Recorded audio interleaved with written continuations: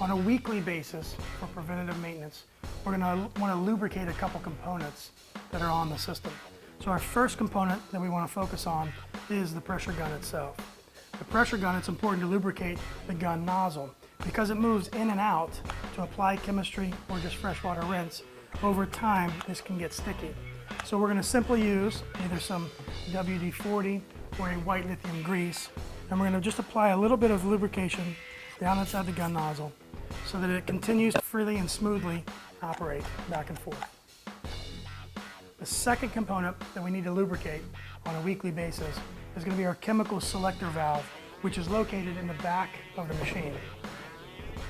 We're going to simply take our lubricant and we're going to apply just a little bit, not too much, to the valve so that it keeps it spinning freely.